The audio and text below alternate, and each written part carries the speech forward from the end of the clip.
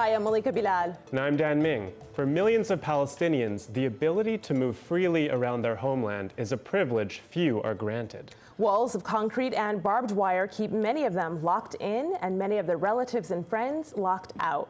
It's been this way since the end of the 1967 Arab-Israeli War. The war resulted in Israeli occupation of the West Bank and Gaza. 50 years later, traveling to work, school, or to receive crucial medical treatment can, at times, be nearly impossible. So how do Palestinians navigate these challenges? Here to discuss that, we have Layla El-Haddad, a Palestinian journalist, writer, and blogger who worked in Gaza for Al Jazeera English from 2003 to 2007. In Gaza, Farah Becker, she's a social media activist. In Ramallah, Palestine, political cartoonist MOHAMAD TOROKMAN. His artwork is published in the book White and Black, Political Cartoons from Palestine. And in Amman, Jordan, Hussein Amoudi. He's a visual artist and filmmaker. Welcome, everyone, to the stream. I'd like to start here on my laptop with a map, help illustrate this for our global audience. So this is via an interactive on the aljazeera.com website, 1967 to 1993. In June, Israel expanded into the West Bank, and that included East Jerusalem, the Gaza Strip. It occupied all of what was historic Palestine. You can see it there. Layla, it's one thing to see this on a map, and it's another thing to have this as your lived experience, your lived reality. How did the events of 1967 play into your average, everyday personal life for you?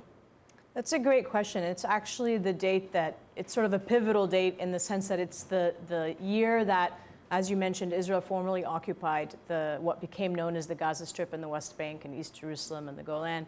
But beyond that, it was at that point in time, that year, that they began to control the population registry, the Palestinian population registry, and then issue ID cards known as hawiyas, right? And using these ID cards to enforce, to control the Palestinian population and the movement of the Palestinian people in and out of particular territories specific to their ID cards. And the ID can be inherited to your children, but it cannot be any longer passed on to your spouse. So there was a process known as family unification in which you could give the hawiyah to your spouse, but that is used as a political lever against the Palestinian people.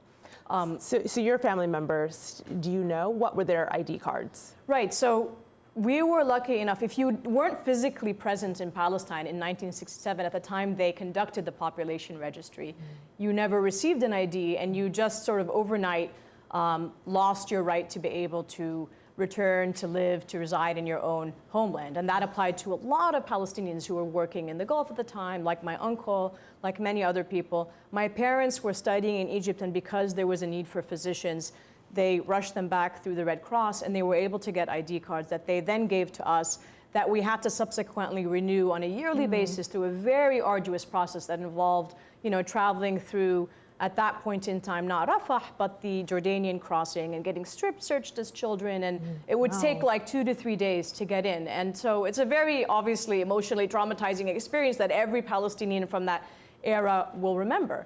But again, the tragedy is I have an ID, but I was never able to give it to my spouse, who's a Palestinian refugee from northern historic Palestine who grew up in Lebanon. So when I am able to go to Gaza, he can't come with me. And this was kind of the story of, our lives when my son was very young and I was living in Gaza and I had to go in and out.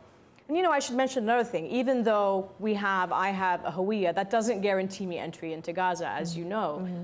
It's only when and if the Rafah crossing, the only route in and out of Gaza, is open, that I can actually use that ID to get in. And I can't use it to get in anywhere else, like the West Bank or Jerusalem. Right. And this it's all only started for one crossing. Exactly. And this all started in 1967, as you mentioned. And one really important point is that Israel continues to retain control over that population registry that they started in 1967 till the present day in Gaza. Even though they disengaged, they continue to effectively control the markers of sovereignty, including the population registry. So we've been following online the hashtag Naksa, which, as you know, is the Arabic term for what happened after the '67 war. See here on my computer, Lone tweeted, "This week, 50 years have passed since the Israelis occupied the West Bank and Gaza. Indeed, a sad anniversary, hashtag Naksa." So Hussein, I want to bring you into the conversation. Part of your family had to leave after the '67 war and the start of the occupation. Can you talk about how the occupation affected that family's ability to move? Yeah. Initially, like the family of my father were in Gaza after 48th war, and after the war of the 67, they had to flee to Jordan. And when they arrived here, they received a specific kind of traveling document that the Jordanian government gave, and it was a bit of a hassle for them to move with such a document. But in the end, we went back to Gaza, and this document was expired. And for 13 years, I didn't have any documents to travel with, staying in Gaza, until I was lucky in 2013 and got it renewed. And I decided to visit Jordan and visit my grandmother here, but then Sisi came and was blocked, and I couldn't go back to Gaza. And Sisi, of course, in Egypt, and that is because it is controlled, that border crossing is controlled by Egypt, and so it is up to Egyptian authorities also, as well as you mentioned Israeli authorities. So even though they withdrew their military forces in 2005, they still have control over the airspace and the sea space. But Farah, I want to bring you in here because earlier Leila mentioned the Hawiya, or the ID card. Do you have one? What does yours look like, and what access does it give you? Yes, and I have an ID card, but I don't actually use it a lot. I could use it when I want to travel to the occupied Palestinian territories, but I unfortunately can't because of the Israeli occupation, and I have no reason for going there because I'm not a patient. So this is the only way I can go there, and I'm not a patient. So yes, I don't use it a lot. Have you ever tried? I traveled once to the occupied Palestinian territories with the American consulate, but I faced many restrictions and I got personally checked, and I was once about to get deprived from traveling because I was a social media activist during the last aggression on Gaza. So I was traveling with a group, and then at the last, when we were about to exit Ares crossing, I was told that Farah can't travel. So I could understand that this is the reason because I was social media activist during the last aggression. But then there were some negotiations with the American consulate, and then I could pass. So I'd like to get Mohammed into the conversation because he's in the West Bank, and that sort of represents a different experience. Mohammed, we got this tweet here: Palestinians who have the West Bank residence green ID card can't go to Israel at all. Can you tell us about your ability to move across borders? For example, can you go to Jerusalem? Actually, it's not true that we can move even inside the West Bank if we want to travel between the cities here in the West Bank, because we have a lot of checkpoints between the cities here in the West Bank. And also, if we want to travel to Jerusalem, which is considered as a city was occupied in 1967, it's part from the West Bank, I can't. I need Israeli permission. I tried to apply for permission to go to Jerusalem, to apply for American visa for 2 times ago, and I could not. In 2010, the American consulate tried to apply for permission for me to go to Jerusalem to make the interview in American consulate, and they could not. And in 2015 also, I applied for another application to get the permission, and they did not give me the permission. Not all the Palestinians can go to Jerusalem. It's very hard. If you want to travel to Jerusalem, you should apply to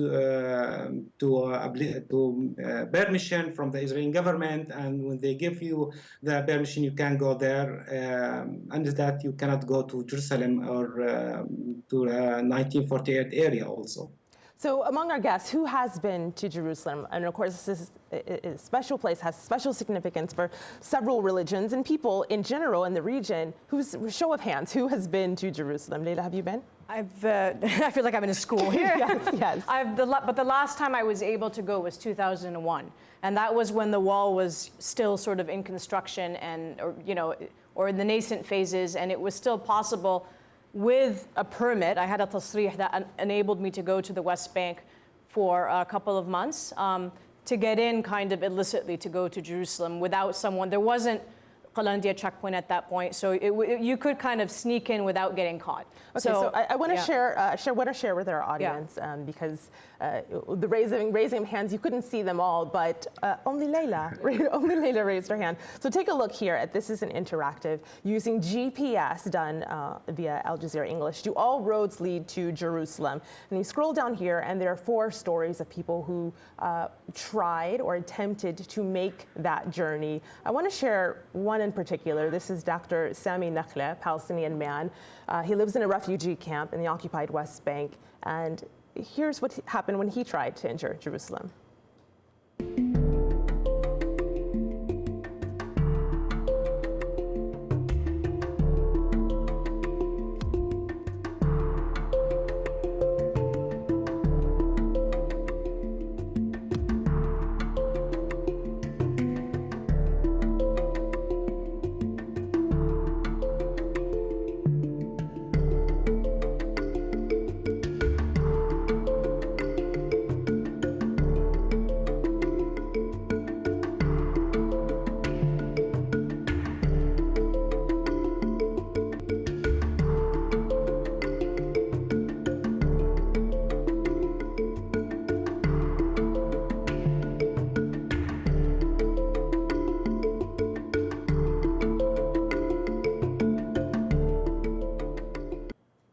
So he gets all that way, and that was a little tease for you. This is what ended up happening. 3:19 p.m., he goes through an X-ray machine, he's told to remove his belt, and then he's told he is forbidden from entering by Israeli security and that he will never see Al-Aqsa or Jerusalem. He has family there, and he wanted to see a specialist for his mom who's ill, because they don't have specialists in the West Bank, and he was refused a permit. That's what he is told. That's all of the explanation that he has.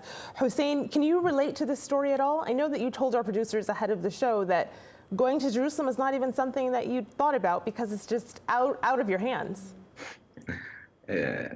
I was actually smiling when you asked the question, because I don't think it's an option. I don't think there is any kind of form for the kind of document that I carry that would allow me to do that.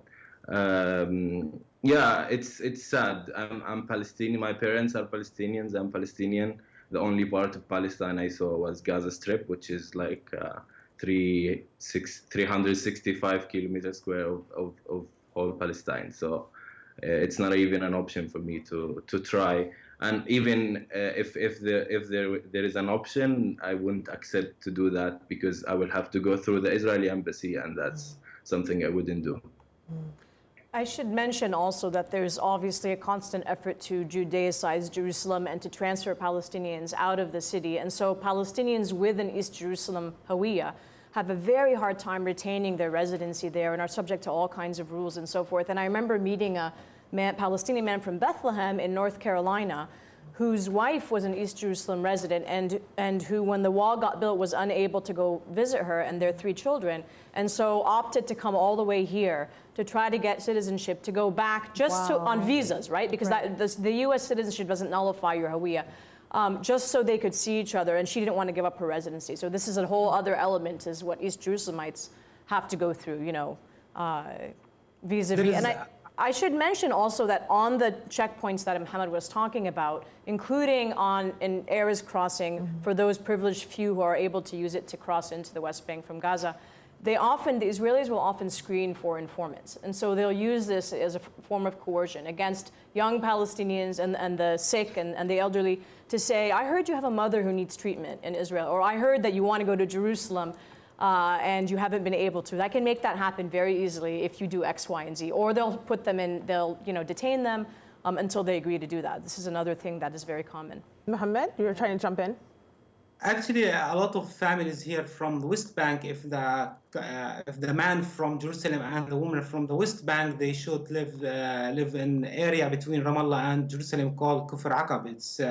It's belong to Jerusalem area, but it's not under Palestinian control or Israeli control. It's area free of control. There is no one asked about this area. But if the man from Jerusalem or the woman from Jerusalem, they should live in this area just to keep the identity of the who's have the Jerusalem identity. And this is something very bad for the family, because they should live in particular area that's just to keep the identity and to can go to Jerusalem. And they will pay the Arnona, which is a task for the Israeli citizen, for the Israeli government, and the Israeli government does not give them anything like health insurance or something like that, but they should pay this money for the government, and they should live in particular area between Ramallah and Jerusalem just to keep this identity. And this is something very hard for this family. In addition to Palestinians who are married to other Palestinians, 1948 Palestinians with Israeli citizenship, of course, you have the Knesset having passed denying family unification for those two groups as well. So they can't sort of marry and reside legally together. In addition to the fact that, if I'm not mistaken, Mohammed, if you have a Gaza ID and you're caught in the West Bank, I met many Palestinian students in Gaza who were blindfolded in the middle of the night. They were caught at checkpoints with expired permits. They had been students at Bir Zayt, and then they were literally just dumped at the Erez crossing and told to go back to Gaza. So it's really enforced to the max. I mean, and they were caught by Palestinian Authority forces? No, by Israeli forces? soldiers at either Qalandiya or other checkpoints or random screenings, and then found to have had Gaza IDs with expired permits, even though they were legitimate students and they were studying and everything, and then just sent back to Gaza. So I want to bring Farah back into the conversation. Yeah. We've been hearing a lot of stories about people who live outside, who have family in Gaza or the West Bank and can't see them. Take a listen to this video comment we got from Abdul Hadi in Lebanon. For the last decade, I haven't seen my parents, my family, and the rest of my siblings in Gaza Strip. That's because of the inhuman occupation of the Gaza Strip and the siege imposed over the Gaza Strip for the last 11 years. My story is one of thousands of stories. 2 days ago, I had seen one photo of my niece, and I would have never recognized him if we encountered each other. This is my story, simply. So Farah, have you had this experience with relatives outside of Palestine who can't come in to see you, or who are worried about coming in to see you? Yes, I have the same story actually. My sister has been outside of Gaza since 2013. She's been to London to do her master's, and now she's in the United States doing her PhD. And since then, I have not been able to see her because she can't come back to Gaza. She won't risk again because she could hardly travel, and that was actually a very hard experience when she could travel. So she decided that she won't risk again and come back to Gaza until she's done with her PhD. And since I haven't seen her since then, and we got a new niece and she couldn't see her until now. So yes, it's very hard. Hussein, can you relate to that? Yeah, I arrived here 2013, and since then I couldn't go back and see my family in Gaza. They even now, I'm sure they're excited watching me there, using the time being on Skype. So yeah, I think in every family, in every Palestinian family, there is even like millions of stories inside each family regarding the limitations and the restrictions that we have. Even inside one family, you will have different kind of restrictions. The mother has this kind of document, so she's able to do that, but not this. The son has the father's document, so he can do this but cannot do that. So it's a life kind of full of limitations and restrictions accordingly with the color or the name of the card that you carry. I mean, just for perspective, when we're talking specifically about the Rafah crossing, which, as we mentioned, right now is the only passageway in and out of Gaza for Gaza ID card holders, it was open 48 days the entire year, 2016, and 16 days this entire year for a population of 2 million, of course, not counting those on the outside who may want to be able to get in or visit or whatever. So, and that's even assuming the Egyptian government allows those Palestinians into Egypt in the first place, which, as we know, isn't always the case. I myself was detained for several days. Many, especially young Palestinians, are not allowed in. In my Yeah. in my case, I have this temporary traveling document, the Jordanian, and it's not an option to go to Egypt Yeah. even. So Even if there I you go, want to yeah. go to Alexandria and just have fun there, it's not an option Right. because I have this like non ID number kind of document. So it's always Yeah, the and case. maybe for the viewers, I mean, who sometimes I get questions about like just the logistics, who may not understand sort of the practicality. The way it works is you would have to fly into Cairo first, right? And then travel by land about 5 or 6 hours, which has gotten even more complicated due to the problems in Sinai. And then wait and see if the border is open, which, you know, as I mentioned, isn't very often. Right. So there's a lot of hurdles to get. So your life is in limbo for Totally a in limbo, vast and stretch of time. Absolutely, absolutely. Dan? Yeah. This, So we're getting a lot of tweets on what this kind of separation does for both Israelis and Palestinians, not just for Palestinians amongst themselves. Take a look at my computer. Ibtihal wrote in, segregation leads to extremism, which by time leaves no space for possible peaceful resolution for the conflict. She continued, many Israelis are ignorant of the realities in the Palestinian areas and vice versa. This enforces the stereotypes mainstream through media and governments. Mohammed, what do you think about that?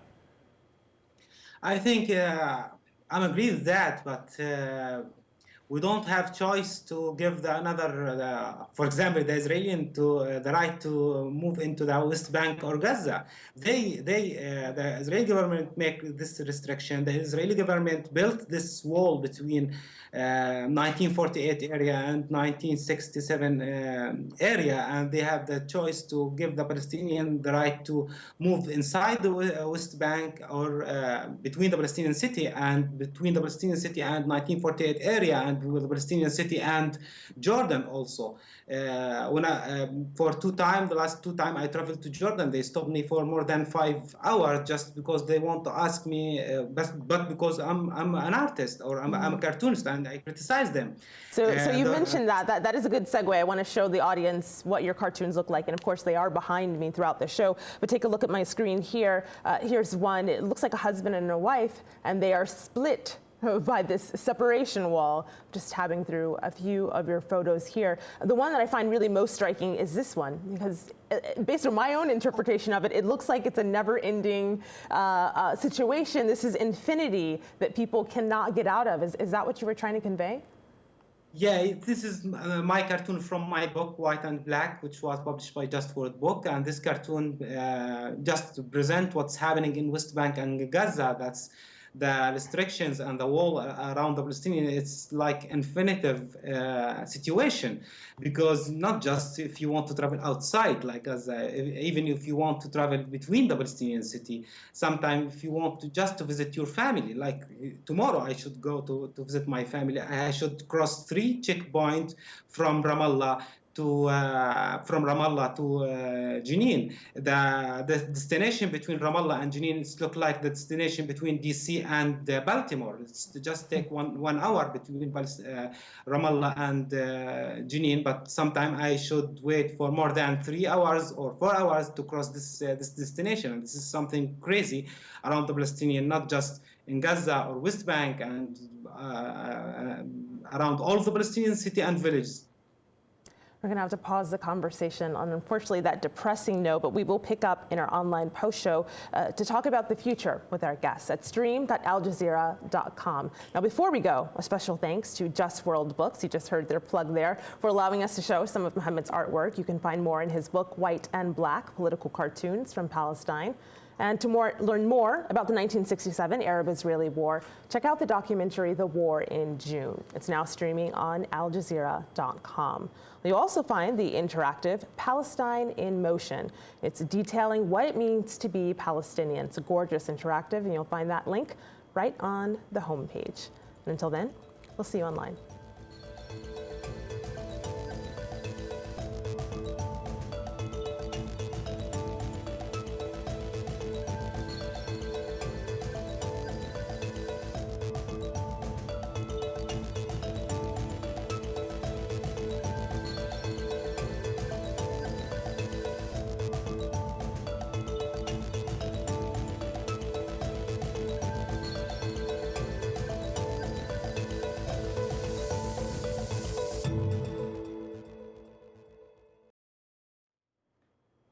Welcome to the Post Show. We've been discussing the restricted movement many Palestinians face 50 years after the 1967 Arab-Israeli War and subsequent Israeli occupation. I want to get started with this on my laptop because as we were entering into the Post Show, Leila was telling a story about describing what it's like to live in these conditions to those who do not live in these conditions. So I wanted to show this before she tells that story. This is an interactive. You saw it a little bit earlier in the show. But one of the people that our colleagues at AlJazeera.com talked to was an Israeli woman. She lives in an illegal settlement in the occupied West Bank. Her name is Tahila Cohen, and this is her journey. I'll just scroll down here. She departs at 10:55 a.m.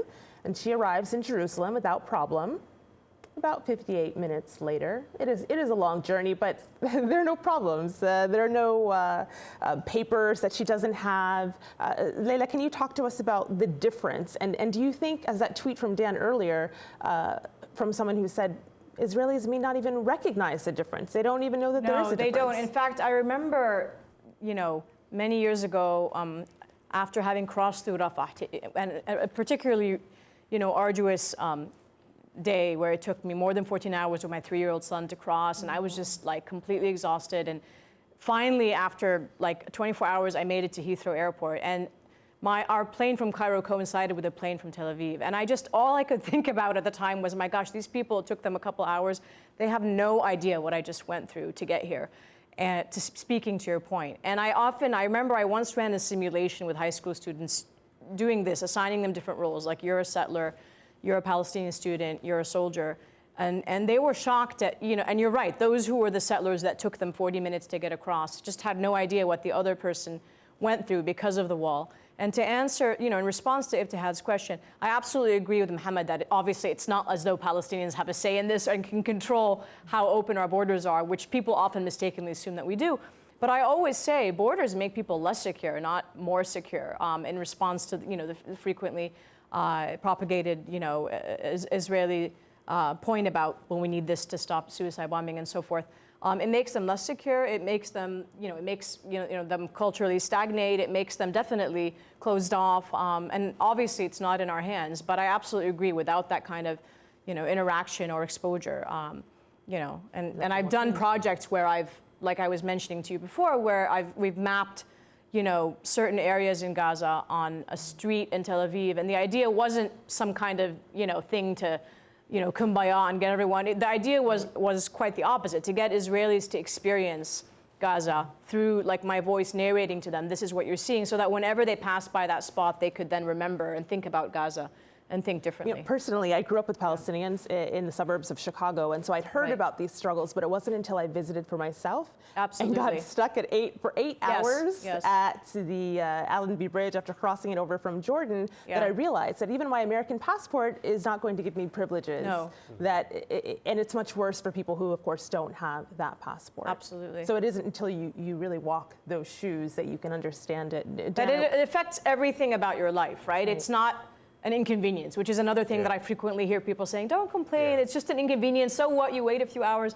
I'm like, no, you really don't understand. It impacts every aspect of your life and every decision that you make. You have to wait for a permit for everything, literally, right? To be able to study, to move around, to see your family, to go in and out. You just can't live a normal life, in other words. Speaking of being able to study, we got another video comment from someone in Gaza. Farah, I'd like you to respond to it. So take a listen to what Isra in Gaza has to say.